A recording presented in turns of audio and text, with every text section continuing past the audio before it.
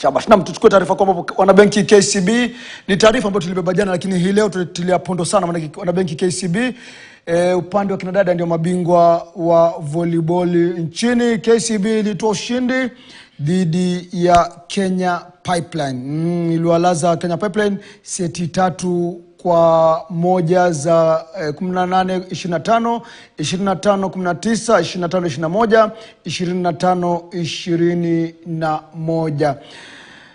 Prisons kwa upande wao walitoa ushindi dhidi ya DCI baada ya kuanyuka seti za picha ndio unaiona kuanyuka seti za seti 3-1 na kumaliza katika nafasi ya 3. Timu ya KPA wamefuzu katika mashindano ya barani Afrika kwa mara ya 3 mtawalia. Tusikie basi kauli ya wachezaji baada ya kutoa taji hilo muhimu, wanasemaje baada ya ushindi huo muhimu.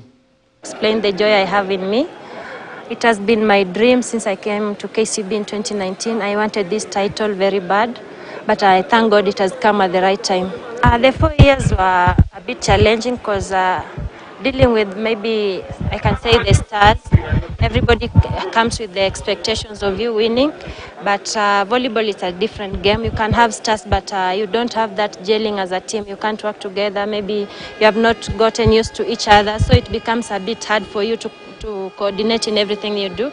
But I thank God. I always say God's time is the best, and this was the best time for us. We came in this championship, the players, with one target, has to carry the trophy to KCB, because KCB has waited for so long.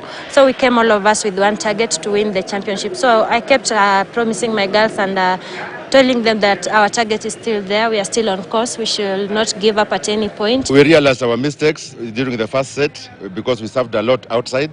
We lost a lot of balls serving outside, so we tried to rectify that in the second set and third set and fourth set. So that worked for us well, and our services were good now.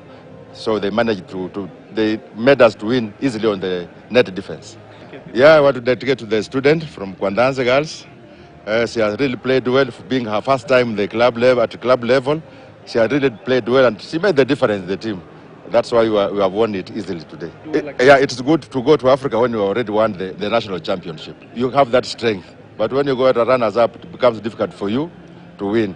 But I'm happy that we have won today, and we are going to Africa with a strong heart and strong fighting spirit. Kocha Jafet Munala hapa amenitoa tonge mdomoni, maana yake alikuwa anazungumzia baada kusikia nahodha na kusikia kauli ya kocha Jafet Munala.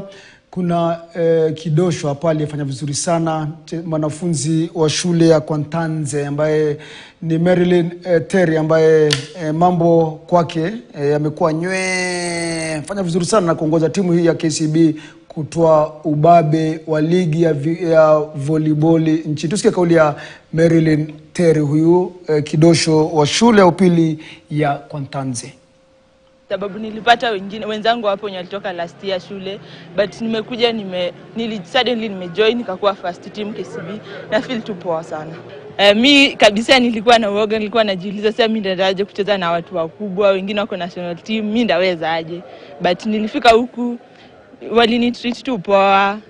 Kama time tulikuwa tunafanya mazoezi, nilikuwa na encouragewa na kina Moim, kina Esther, walikuwa wananiambia jikaze tu, jikaze.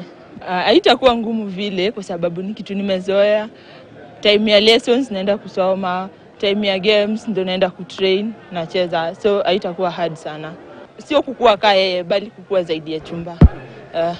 Nitakuwa mchezaji moto sana hadi kushinda chumba. Yaani kila mali nitakuwa nikitembea itakuwa Terry. There is a potential to look as a player, upcoming player that's very lethal, and I think she's going far. That position has been in the national team. It's being played by Chumba, and I think she's going to level the Chumba when it comes to the national and at my club level. Remember when Chumba left, we have struggled a lot to win this national league, but she came and brought that difference. I'm happy for her. She has to study hard and train hard, but the future is bright on her side.